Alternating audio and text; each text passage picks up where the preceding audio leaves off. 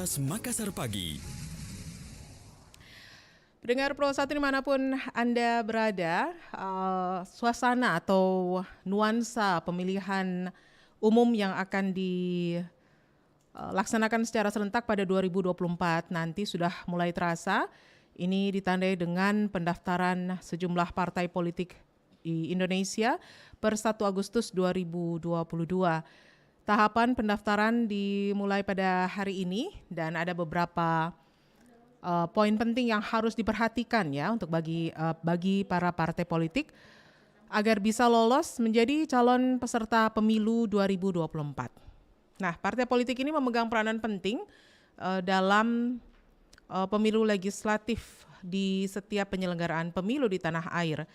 Bagaimana peran partai politik dalam pemilu legislatif? Kita bersama dengan Ketua KPU Makassar, Bapak Muhammad Farid Wajedi, yang akan memberikan inspirasinya untuk kita semua. Assalamualaikum, selamat pagi Pak Farid.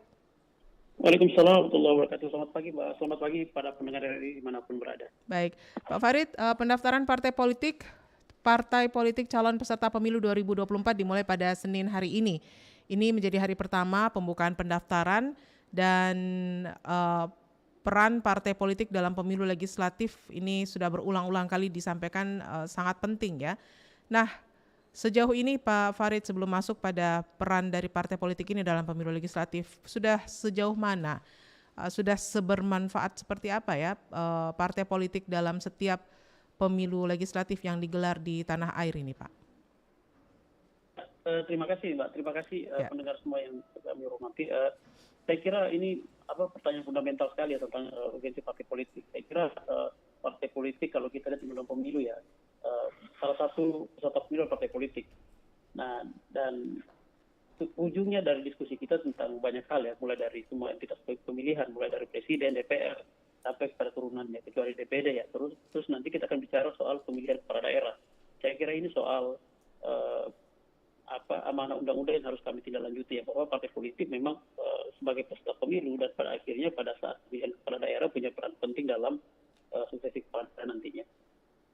Jadi kalau kita bicara tentang partai politik ya, sebagian besar dari diskusi ruang politik itu memang undang-undang mensyaratkan adalah partisipasi partai politik sebagai peserta pemilu, Mbak.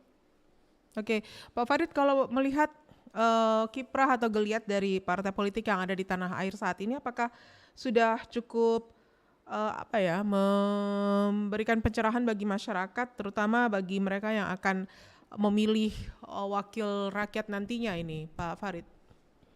Ya, saya kira soal memberikan edukasi kepada publik kan soal pilihan kita berkelanjutan ya, dan saya kira agenda ini adalah agenda bersama, bukan cuma agenda partai politik. Tapi kalau kita bandingkan apple to apple hari ini dengan beberapa puluh tahun yang lalu, saya kira perkembangannya gradual ya. Hari ini makin baik, artinya situasi pembangunan politik kita makin terbuka, masyarakat makin melek dengan perkembangan dinamika partai politik.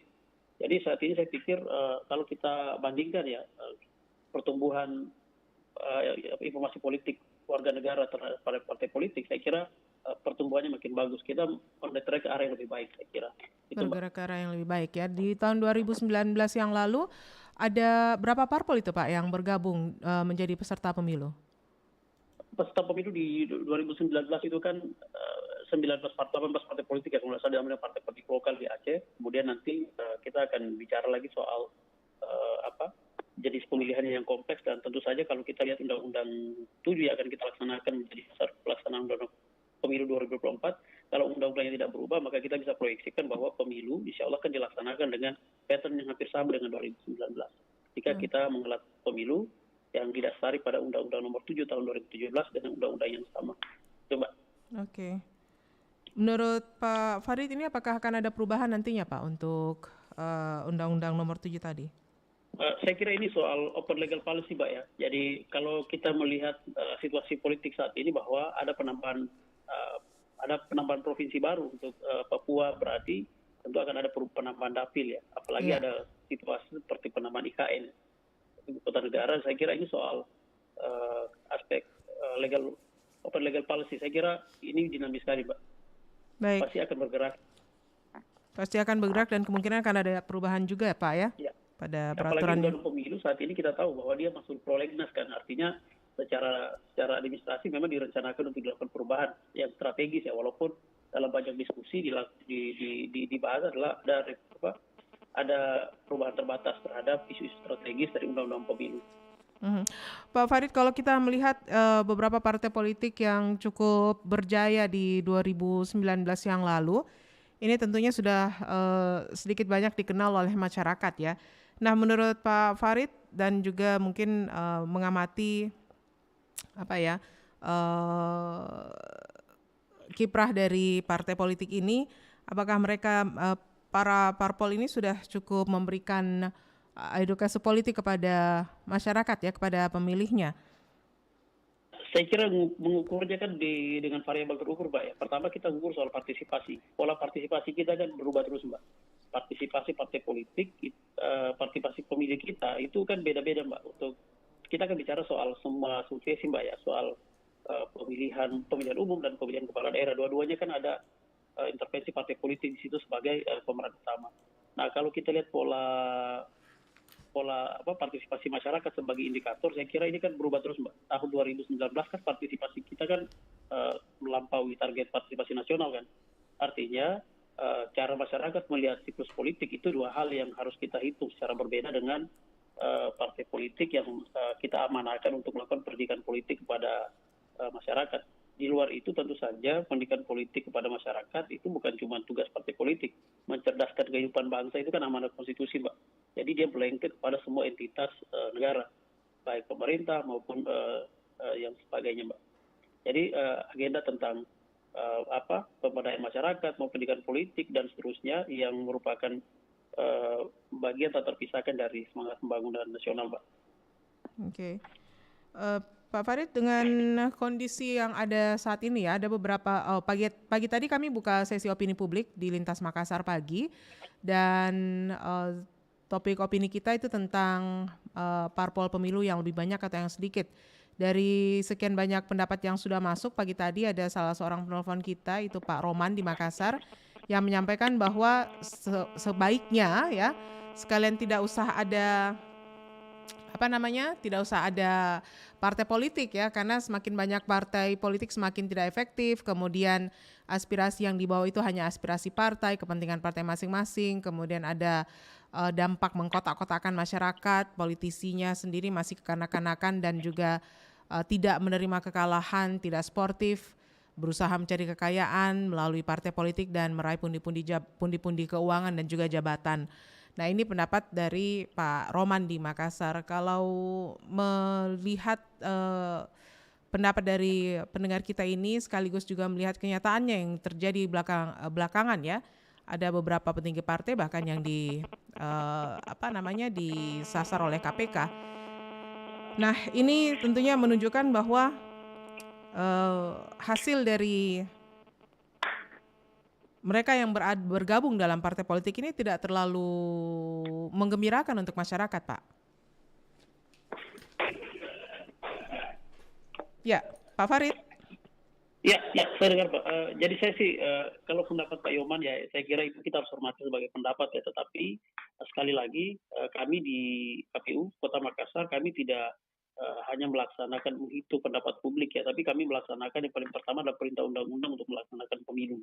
Nah, variabel terbesar dari pelaksanaan pemilu adalah peserta pemilu. Undang-undang menyebut bahwa terkait dengan pemilu, peserta politiknya kan ada tiga. Pertama partai politik, kemudian yang kedua adalah presiden dan wakil presiden yang juga nanti diusulkan oleh partai politik atau gabungan partai politik, kemudian dengan DPD. Artinya faktor dominan dari proses ini adalah kepesertaannya adalah partai politik. Kita rasa-rasanya, Mbak, saya kira kita belum lama ya punya sejarah bahwa ada partai politik yang banyak, kemudian disederhanakan partai politiknya dan kemudian menjadi banyak lagi. Saya kira ini soal diskusi terbuka dan memang perintah konstitusi adalah setiap orang berhak untuk memilih dan dipilih dan mengembangkan hidup dan kehidupan. Saya kira ini soal diskursus terbuka ya. Dan tentang kepesertaan dan banyaknya partai politik juga bagian dari dinamika sosial politik kita, bahwa masyarakat kita ternyata masyarakat yang membutuhkan alternatif dispute. Alternatif dispute-nya banyak hal yang dicari, termasuk dalamnya adalah partai politik baru yang muncul karena mungkin menganggap bahwa partai politik yang sudah ada sekarang tidak bisa menjawab solusi. Kira ini juga bagian dari hal yang harus kita hitung sebagai dinamika yang berkembang, Mbak. Jadi saya tentu saja tidak bisa mendiskreditkan pendapat Pak Nyoman, tentu saja itu menjadi pendapat yang sangat baik, dan saya kira Pak Nyoman bukan sendiri, ada ribuan orang yang berpendapat seperti itu. Tapi di ruang yang ingin saya sampaikan adalah saat ini secara konservatif kami ingin sampaikan bahwa perintah undang-undangnya adalah pelaksanaan pemilu itu dilaksanakan dengan prinsip partai politik sebagai peserta pemilu, Mbak. Oke, Pak Farid, untuk hari ini kan pembukaan pendaftaran parpol yang akan menjadi peserta pemilu 2024, apa saja yang harus menjadi perhatian bagi parpol yang akan mendaftarkan dirinya menjadi peserta pemilu? Saya kira pendaftaran partai politik itu adalah berdasarkan Undang-Undang 7 ya, pelaksana pendaftaran adalah KPU Republik Indonesia, dan di beberapa hal secara teknis nanti kami di kabupaten kota juga akan menghandle beberapa hal berdasarkan prinsip tugas pembantuan, terutama di bagian isu yang terjadi di verifikasi administrasi dan verifikasi faktual. Tentu saja menjadi hal strategis yang diperintahkan oleh undang-undang terkait dengan pendaftaran partai politik adalah tentu saja yang mendaftarkan itu adalah pimpinan partai di tingkat nasional, karena undang-undang partai politik juga menyebut bahwa partai politik itu bersifat nasional di pasal 1 undang-undang partai politik. Yang kedua tentu yang menjadi isu yang harus kita hitung selalu adalah soal keterwakilan perempuan dalam kepengurusan partai politik, karena ini menjadi syarat dalam verifikasi administrasi nanti, Mbak. Itu yang selalu menjadi isu yang harus ditekan terus-menerus. Oke. Terakhir ini untuk masyarakat kita agar lebih mengenal lagi ya apa saja yang menjadi poin-poin peran partai politik dalam pemilu legislatif, Pak Farid, mungkin bisa disampaikan ke pendengar kita. Iya, saya kira masyarakat kita, mari kita sama-sama untuk memantau proses elektoral ini dari semua tahapannya 10 bulan ke depan sampai dengan tanggal 14 Februari 2024. Banyak hal yang harus kita pikirkan, bukan hanya pada aspek pemilihan legislasi, tapi dampak yang timbul setelah pemilihan legislasi. Anggota DPR nanti yang akan memilih hakim agung, ketua mahkamah dan seterusnya ya, memilih hakim agung, milih ketua KPK, milih anggota KPK, milih anggota BPK dan seterusnya. Saya kira hampir semua jabatan-jabatan publik itu akan dikontrol berdasarkan prinsip check and balance yang ada di DPR ya. Saya kira memastikan anggota DPR, anggota legislatif kita menjadi anggota DPR yang terukur. Saya pikir bagian dari upaya kita untuk memastikan jabatan-jabatan publik yang akan ada kemudian diisi oleh orang-orang yang profesional.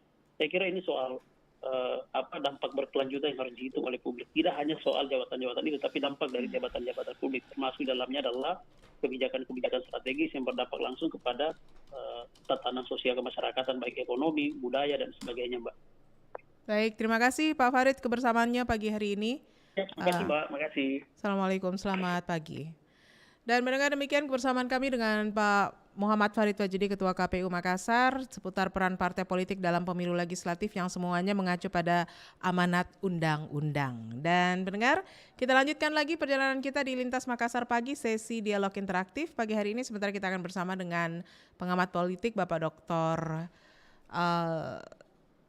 Firdaus Muhammad ya, yang akan bersama kita sesaat lagi di Lintas Makassar Pagi.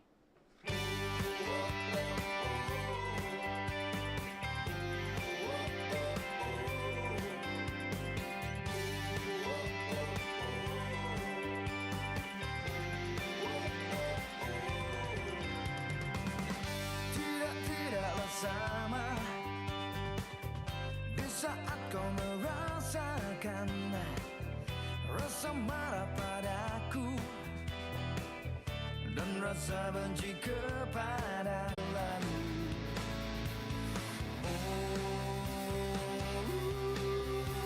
Satu setia, dua bersama, tiga menyayangi dan mencintai. Satu setia, dua bersama, tiga menyayangi dan mencintai.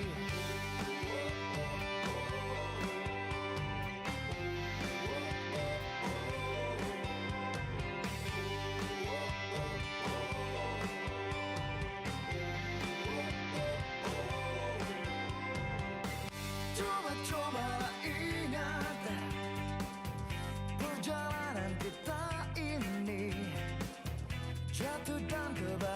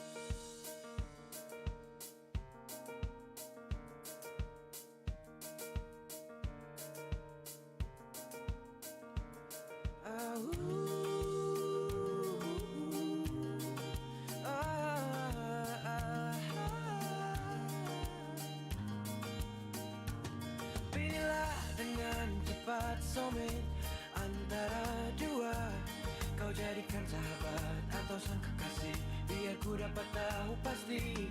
Tentukan dengan jujur soulmate, aku atau dia. Bila masih ada pilihan yang lain, hingga ku tahu saat mana. Bukan aku enggan, no, bersabar diri. Maafkan daku, soulmate. Bila kau berat mengucap, katakan dengan tulisan. Katakan jawabmu. Pilihlah dengan cepat, soulmate. Antara dua, kau jadikan sahabat atau sang kekasih, biar ku dapat tahu pasti. Tentukan dengan jujur, soulmate, aku atau dia. Bila masih ada pilihan yang lain, hingga ku tahu saat mana.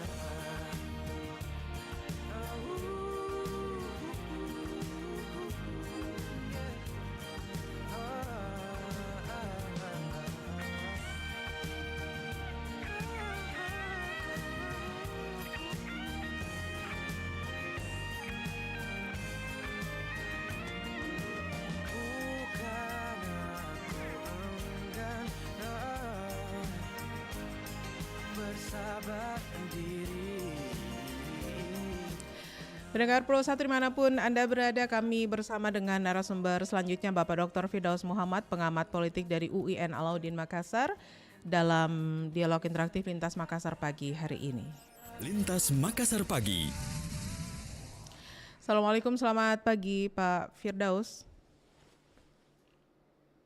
Assalamualaikum Pak Firdaus. Ya, Waalaikumsalam warahmatullahi wabarakatuh. Baik, bisa mendengar suara saya Pak ya? Iya. Baik, Pak Firdaus, pagi hari ini kita berbicara tentang peran partai politik dalam pemilu legislatif ya. Topik yang sangat luas sebetulnya, tapi tidak ada salahnya kita sampaikan kembali kepada masyarakat secara garis besar apa sebenarnya peran partai politik dalam pemilu legislatif, terutama saat ini sedang bersiap menghadapi pemilu 2024 yang ditandai dengan 1 Agustus. Rumah politik yang mana di situ diproses semua proses kaderisasi, pendidikan politik, rekrutmen, kemudian outputnya, distribusi kader, dan sebagainya dan seterusnya. Jadi sebenarnya sehat tidaknya politik juga sangat ditentukan dari sehat tidaknya partai, terutama dalam proses kaderisasi. Nah, kita selama ini melihat ada problem di partai. Mulai dari rekrutmen, siapa kemudian yang direkrut menjadi anggota partai. Kemudian orientasi partai itu apa yang menjadi visi misinya, komitmennya, ideologinya dan sebagainya dan seterusnya. Tambah lagi bagaimana penguatan kader, nah, bagaimana mereka merekrut, lalu kemudian penguatan kader, lalu kemudian distribusi. Nah, satu lagi yang menjadi catatan kita itu adalah kecenderungan ada 2 kali tokoh-tokoh politik kita yang sudah punya nama, tetapi berganti partai. Nah, selain itu, ada juga tokoh-tokoh politik yang memiliki kecenderungan membuat partai baru. Jadi orangnya orang lama, wajah lama, tapi partai baru. Nah, jadi ada beberapa partai baru yang bermunculan, itu sebenarnya sebagian dari wajah lama.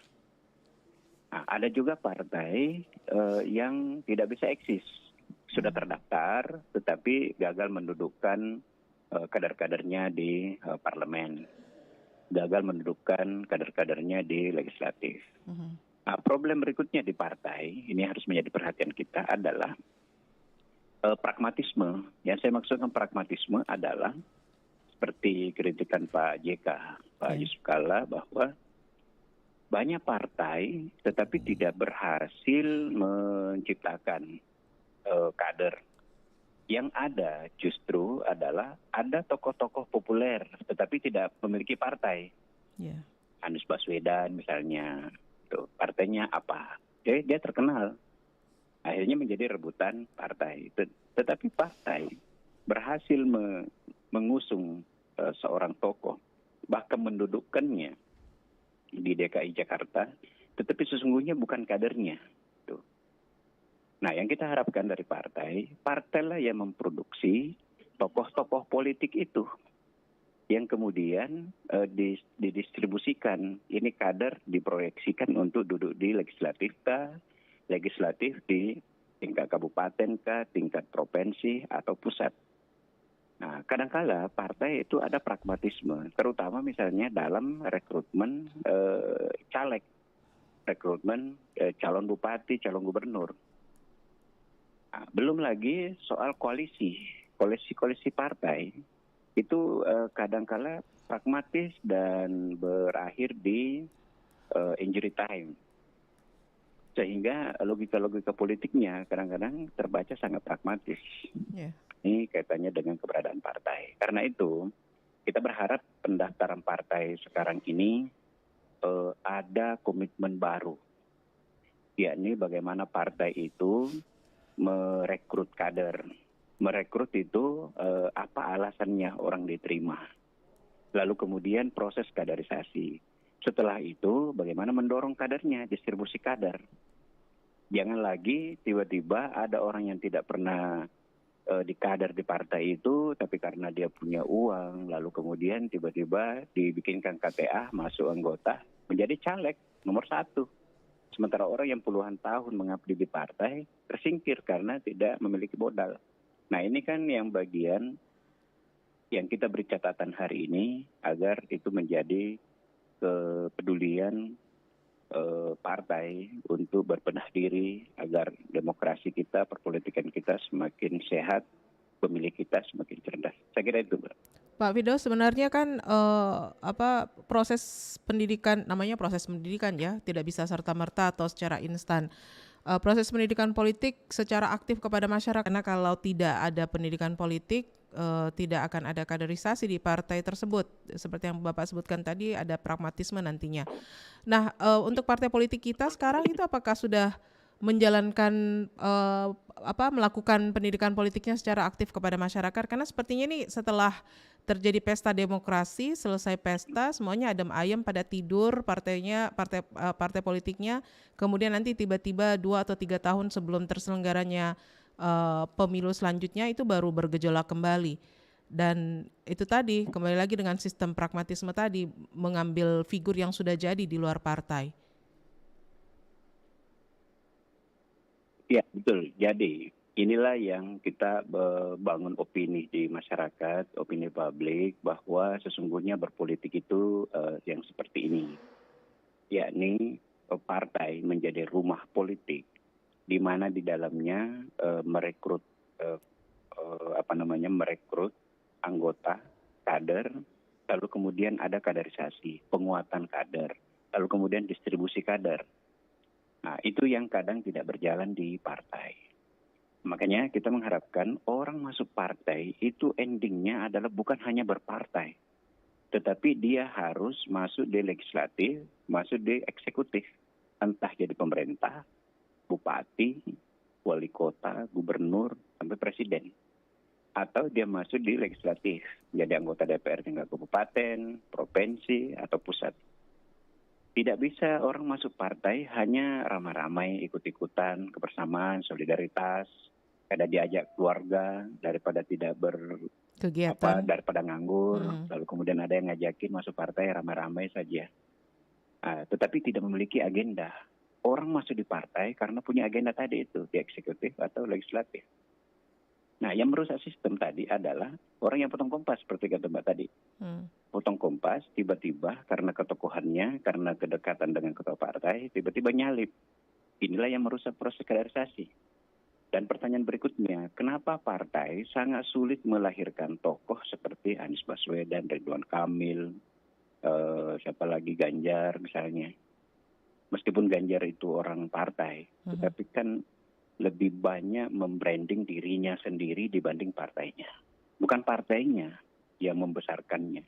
Okay. Ridwan Kamil tidak dibesarkan oleh partai. Anies Baswedan tidak dibesarkan oleh partai. Itu. Nah, dulu ada tokoh seperti Nurdin Abdullah, bukan dibesarkan dari partai, besar sendiri gitu. Kemudian partai yang memanfaatkan popularitas tokoh itu diusung sama-sama. Koalisi, dan sebagainya dan seterusnya. Tapi bukan produk partai.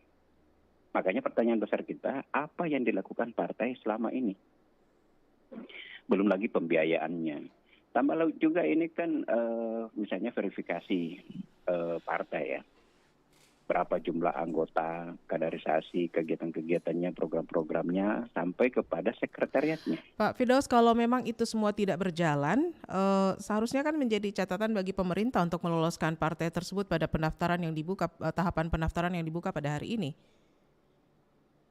Itu kan harus ada syarat-syarat. Diperketat syarat seperti sekarang pun, tetap saja ada hal-hal lain yang sangat menonjol yang mengganggu proses demokratisasi kita gitu.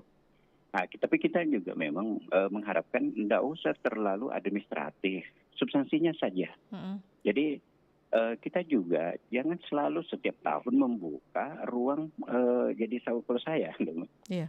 Kita belajar misalnya dari Amerika. Amerika cuma punya 2 partai, Republik, Demokrat.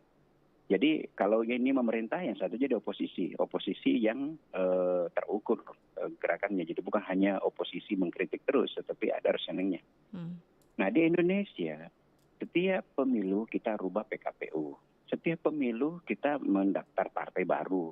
Setiap pemilu ganti-ganti nomor partai. Setiap pemilu orang pindah-pindah partai. Bagi saya itu yang menguras energi terlalu besar. Saya misalnya pernah di satu ruang diskusi, yang saya tahu Bapak ini kader partai ini. Saya sudah tahu karena dia duduk di di DPRD di Sulsel dari partai tertentu. Yeah. Nah, pada saat saya panel dengan Bapak itu, tiba-tiba menyebut diri dari partai lain sebagai calon anggota DPR RI dari partai lain. Saya menjadi bingung. Apa saya salah? Tapi perbaiki perasaan saya, Bapak ini dari partai ini, sekarang masih anggota dewan, menjadi caleg di partai lain, gitu. Ya, kita bisa bayangkan bagaimana seorang kader partai yang berjuang habis-habisan membesarkan partainya, tetapi dengan mudah dia akan meninggalkan partai itu dan akan memberangus partai yang pernah dibesarkannya. Jadi misalnya saya dulu di partai A. Lalu kemudian karena tidak tidak menjanjikan lagi untuk karir politik saya pindah ke partai B. Apakah partai baru atau saya tinggal nebeng kebesaran partai B itu. Lalu kemudian ketika saya berada di partai B, maka tugas saya adalah memberangus melawan partai A, yang mana tadi partai yang saya besarkan, yang membesarkan saya itu. Jadi ini yang kadangkala menguras energi, sekali lagi menguras energi. Tapi kenapa itu terjadi? Karena ada ruang regulasi memungkinkan membuat partai baru, pindah partai, penomoran partai. Nah, itu bagi saya yang seharusnya lebih awal ditertibkan. Jangan sampai tidak mampu membesarkan dirinya. Memungkinkan tidak hal itu karena terjadi? Karena orang populer selama ini kan itu tadi, orang di luar partai. Jadi ada menggelitik Pak JK katakan bahwa partai tidak bisa melahirkan tokoh. Tokoh-tokoh yang punya masa depan karir politik justru bukan orang partai. Nah itu yang kita lihat hari ini. Makanya sekali lagi tugas partai adalah bagaimana dia sendiri yang merekrut, membesarkannya, kaderisasi, lalu kemudian mendistribusikannya. Baik, Pak Firdaus, memungkinkankah partai politik di Indonesia untuk melakukan hal itu, merekrut kader mereka, mendidik, kemudian membesarkan kader mereka, dan akhirnya menjadikan kader itu keterwakilan dari partai politik itu sendiri dengan kondisi yang ada saat ini? Tadi ada Pak Roman di Makassar yang bergabung di sesi opini publik. Beliau menyampaikan bahwa sesi opini publik kita dengan topik banyak parpol atau sedikit. Nah, Pak Roman menyampaikan sekalian nggak usah ada parpol saja karena selama ini parpol membawa aspirasi kepentingan masing-masing, kemudian politisinya masih kekanak-kanakan, tidak menerima kekalahan, tidak sportif, kemudian akhirnya istilahnya masuk partai atau nempel di satu partai itu untuk mencari kekayaan, mencari jabatan. Nah, memungkinkan tidak apa yang Pak Firdaus sampaikan tadi untuk terjadi di Indonesia, khususnya untuk partai politik yang ada di tanah air saat ini? Justru idealnya seperti itu. Sebenarnya yang dibangun selama ini seperti itu. Bagaimana merekrut, membesarkan kadernya sendiri kemudian mendistribusikannya.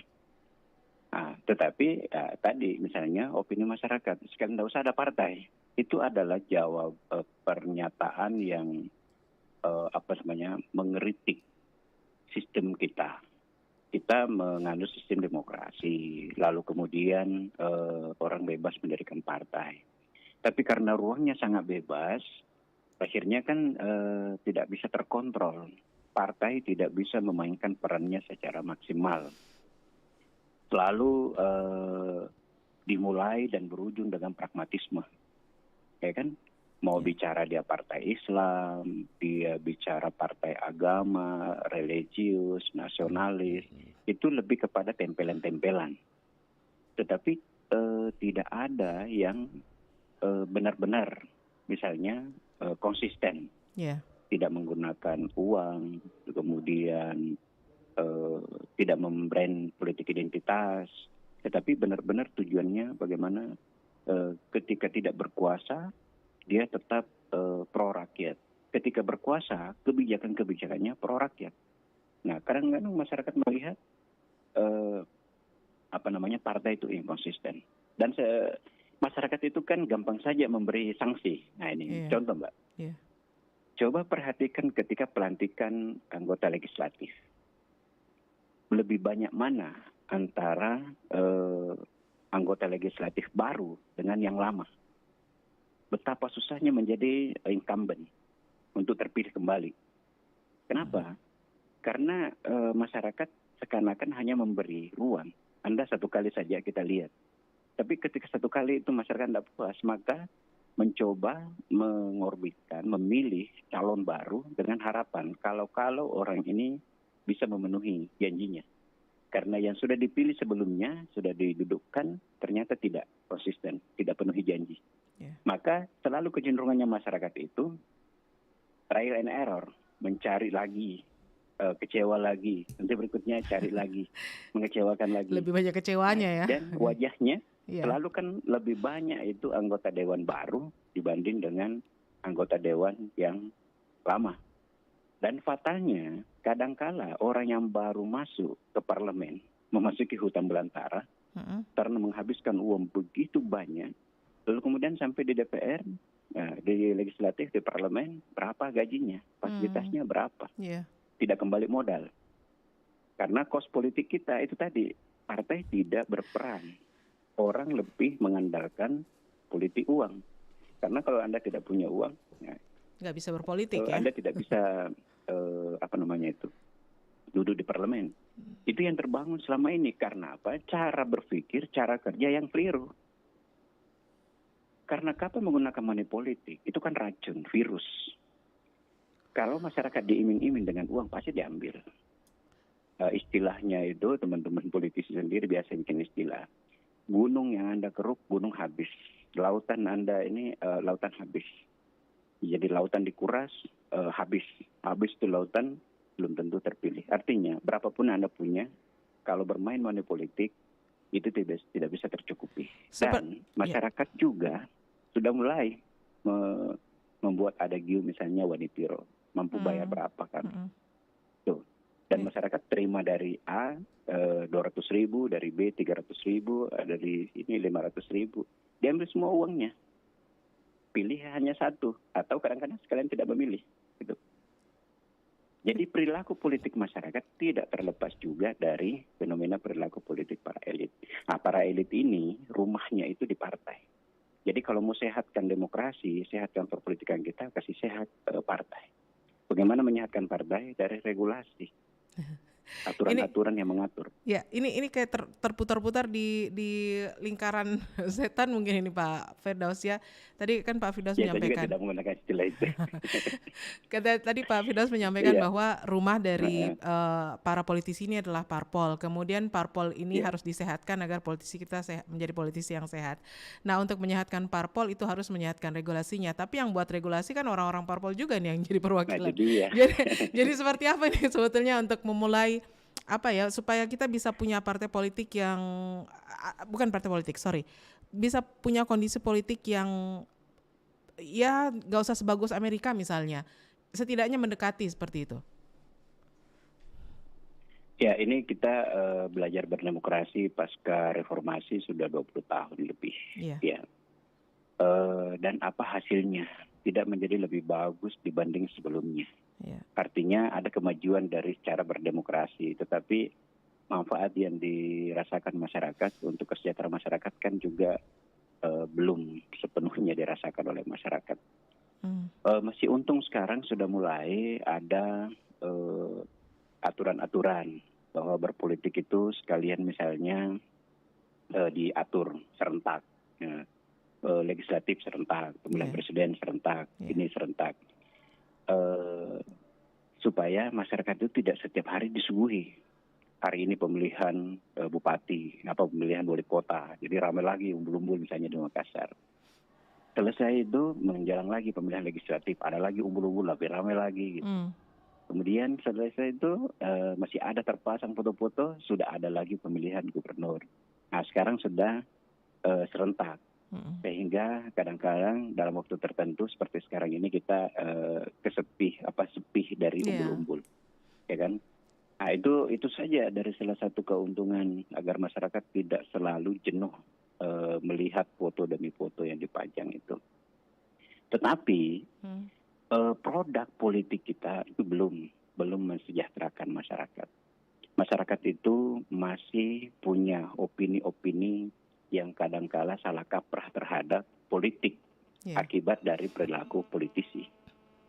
Masyarakat kadang menganggap hajatan demokrasi itu adalah pesta uang, hura-hura gitu, yang kadang-kala berakhir menjadi huru-hara gitu. Nah ini yang harus disehatkan.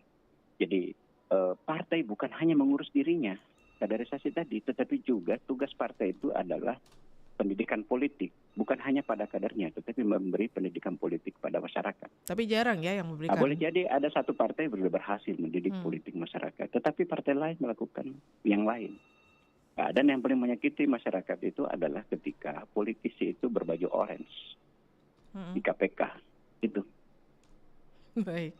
Nah, itu tingkat frustasi masyarakat ketika melihat itu. Ekspektasi yang besar tadi, lalu kemudian dulu lantah dengan melihat orang yang dipilihnya, yang menghabiskan uang negara untuk proses pemilihannya, lalu kemudian berbaju orange di KPK. Oke. Menyedihkan sebetulnya, tapi kembali lagi nih Pak Firdaus, saya sendiri mendengarkan ini bingung ya mau mulai dari mana untuk memperbaiki kondisi ini, atau setidaknya melihat nanti ada satu figur dari partai politik, kader mereka asli yang bukan public figure di luar sana yang sudah punya nama duluan, entah itu artis atau apalah, yang direkrut partai untuk mewakili partai tersebut dan meraih suara yang banyak ya, karena fokusnya pada peraihan suara bukan pada pendidikan politik ke masyarakat.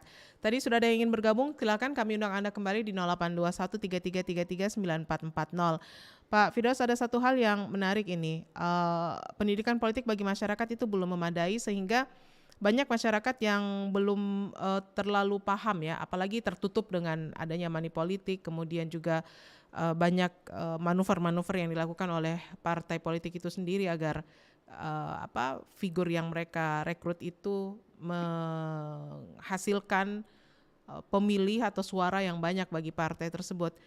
Nah, kalau regulasi dibuat oleh parpol untuk menertibkan parpol itu sendiri, memfungsikan parpol itu sesuai dengan amanat undang-undang, berarti masyarakat hanya bisa berusaha dari sisinya sendiri ya, tidak bisa berharap lagi pada peraturan undang-undang yang dikeluarkan oleh legislatif atau semuanya lah yang berkaitan dalam putaran tadi yang sudah disampaikan oleh Pak Firdaus. Satu-satunya cara mungkin bagi masyarakat mendapatkan pendidikan politik yang baik, dan itu hanya bisa diperoleh dari mereka yang memang benar-benar peduli. Bagaimana masyarakat bisa memaksimalkan sektor itu, Pak Firdaus? Hanya berpegang pada pendidikan politik saja yang mereka dapatkan secara lepas mungkin, atau mungkin yang diberikan oleh KPU selaku penyelenggara pemilihan umum? Kita berharap ada pelibatan dari masyarakat. Pelibatan masyarakat dalam pembuatan regulasi. Tentu tidak bisa secara langsung masyarakat. Tetapi setidak-tidaknya ada perwakilan dari masyarakat, dari kampus misalnya membuat naskah akademik, lalu kemudian disosialisasikan supaya ada masukan-masukan dari masyarakat. Itu pelibatan masyarakat. Setidak-tidaknya RUU misalnya rancangan undang-undangnya itu dipublish supaya ada masukan-masukan dari masyarakat. Ini menjadi isu misalnya dilempar ke publik, sehingga adalah suara-suara rakyat. Nah, sekarang kita diskusi hari ini, itu sudah finish. Kita baru tahu, oh ini hasilnya begini dan begitu. Akhirnya kita push misalnya dengan diskusi-diskusi publik. Karena sering juga memang ada pelibatan kampus untuk naskah akademik. Tetapi begitu kita lihat hasilnya, tidak ada yang diakomodir. Pandangan para guru besar ilmu politik, misalnya pakar hukum, bicara. Tapi begitu sudah jadi, ternyata terabaikan. Lain konsep ya, dari awal masyarakat sudah dibuka wawasannya. Ada keterlibatan, bukan hanya menerima barang jadi. Tetapi juga kita harus pahami bahwa legislatif itu salah satu fungsinya legislasi, membuat regulasi. Nah, ketika mereka membuat regulasi, misalnya undang-undang politik. Undang-undang politik itu kita harus juga cermati, kritisi. Karena dari undang-undang politik itulah nanti menjadi rujukan KPU penyelesaian Bawaslu kalau tidak salah kemarin di salah satu tempat. Lalu beliau mengatakan banyak sekali perubahan setelah sekian tahun saya tidak aktif dalam kegiatan-kegiatan tim seleksi begitu. Tiba-tiba dia terlibat merasakan ada perubahan yang luar biasa gitu. Jadi kita memang sangat produktif di dalam melakukan perubahan-perubahan, perombakan-perombakan. Yang sebenarnya terpenting adalah substansi, bagaimana pemilihan itu berjalan, bagaimana masyarakat dilibatkan, agar masyarakat memilih langsung siapa figur yang dikehendaki. Tapi bukan rekayasa, bukan by design gitu. Nah, jadi kita sebenarnya ingin sekali agar semua elemen bersinergi sehingga produknya, hasilnya itu benar-benar dirasakan oleh masyarakat. Ibaratnya, kalaupun salah atau tidak tepat, setidak-tidaknya banyak orang yang bertanggung jawab. Orang kampus bertanggung jawab, NGO bertanggung jawab, tokoh-tokoh masyarakat bertanggung jawab. Bukan hanya dilimpahkan semuanya bahwa dari partai, elit politik. Tapi elit politik ini harus membuka diri, melibatkan masyarakat. Agar apa yang kita bicarakan, kita duduk bersama satu panggung untuk membicarakan tentang Indonesia, tentang masa depan demokrasi.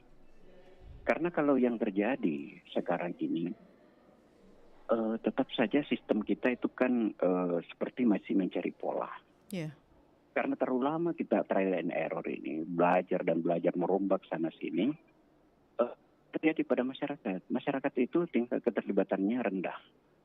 Makassar itu tingkat partisipasinya sangat rendah. Tidak ada beda antara kolom kosong dengan kandidat yang banyak. Selisihnya sangat sedikit. Itu artinya apa? Masyarakat itu sudah tingkat pendidikan politiknya seperti itu. Bukan mereka tidak cerdas. Tetapi begitulah cara masyarakat memberi sanksi kepada para elit politik. Jadi masyarakat ini sebenarnya bisa digarisbawahi, Mbak. Bahwa masyarakat kita itu bisa diajak kerjasama untuk hal-hal kebaikan. Mereka mau belajar, mereka mau berpartisipasi. Tetapi jangan perlihatkan ke mereka kebohongan-kebohongan. Masyarakat kita juga punya harapan, ekspektasi. Mereka juga mau berkontribusi untuk negara bangsanya melalui jalan politik. Tetapi apa yang dipertontonkan, diperlihatkan para elit selama ini, itulah yang menjadikan ada titik jenuh dari masyarakat sebagai bentuk protesnya. Gitu. Jadi sekarang ini, bagaimana para elit politik berpikir terkait dengan pelibatan masyarakat secara cerdas. Bagaimana supaya masyarakat cerdas? Ya memang harus pendidikan politik kita yang maksimal. Bukan merekayasa ini, merekayasa itu. Nah, jadi misalnya partai sudah ditentukan peserta pemilu. Misalnya kalau Orde Baru itu 3 partai. Sehingga kita selalu di kepala itu 1, 2, 3. 1 itu P3, 2 itu Golkar, 3 itu PDI waktu itu, belum PDIP. Sehingga kapanpun pemilunya tetap partai itu. Dan sangat riskan. Orang dari partai P3 misalnya pindah ke Golkar. Orang dari Golkar pindah ke PDIP itu sangat boleh jadi semacam aib gitu. Dulu ya. Nah, sekalipun kita tidak ingin kembali ke Orde Baru gitu dengan demokrasi seolah-olah, tetapi ini gambaran bahwa sebenarnya masyarakat menginginkan partai itu jelas siapa orangnya, nomornya, apa yang menjadi ideologinya, agar kita punya rujukan. Ini tiba-tiba partainya baru lagi, gitu. Lalu kemudian orangnya ganti partai lagi, berpindah-pindah partai. Jadi partai yang dulu dibesarkan ketika kampanye itu membesarkan partai di depan kita. Pemilihan berikutnya dia justru di partai lain menjelek-jelekan partai yang dulu dia perjuangkan. Itu kan masyarakat jadi bingung. Nah, maka masyarakat kita memberi sanksi dengan golput. Saya kira kita sekarang membicarakan seperti ini itu tentu juga menggugah masyarakat. Ini bagian dari pendidikan politik kita bahwa ini masalah tidak bisa sepenuhnya kita hanya percayakan kepada elit politik semata. Harus karena kita maju tidaknya demokrasi kita, tanggung jawab kita bersama. Kita tidak bisa sepenuhnya hanya membiarkan kepada elit-elit politik yang tiba-tiba membuat undang-undangnya, menetapkannya sendiri, menjalankannya sendiri, kita tinggal terima tanpa pelibatan. Nah, sementara demokrasi itu dari kita, oleh kita, untuk kita. Saya kira itu. Baik, Pak Firdaus, satu harapan ya, mudah-mudahan memang masyarakat kita akan dilibatkan khususnya untuk unsur akademisi tadi yang seperti yang sudah digambarkan Pak Firdaus, dan jangan cuma dilibatkan tapi dipakai itu yang sudah dihasilkan ya, karena beberapa kasus membuktikan bahwa lain yang diusulkan, lain juga yang disahkan. Nah, itulah wajah politik kita hari ini, tapi mudah-mudahan kita berharap, sekali lagi berharap yang terbaik, bahwa suatu saat nanti insya Allah di 2024 semuanya akan berubah dengan dukungan masyarakat yang semakin cerdas menyikapi kondisi politik di tanah air saat ini. Pak Firdaus, terima kasih banyak waktunya dan juga inspirasinya pagi hari ini. Kita akan, saya nggak apa-apa sering-sering ganggu nih Pak ya, karena kan sudah dekat 2024 ini. Iya, kasih. Baik, terima kasih, selamat pagi. Assalamualaikum Pak Firdaus. Waalaikumsalam warahmatullahi wabarakatuh. Selamat pagi. Mendengar demikian kebersamaan kami dengan salah seorang pengamat politik di Sulawesi Selatan, Bapak Dr. Firdaus Muhammad, pengamat politik dari UIN Alauddin Makassar. Sudah digambarkan sangat jelas, sangat gamblang tadi bahwa kondisi politik tanah air memang seperti itu, dan satu-satunya yang bisa merubah itu adalah Anda selaku masyarakat. Sampai jumpa pada dialog kami selanjutnya. Assalamualaikum warahmatullahi wabarakatuh.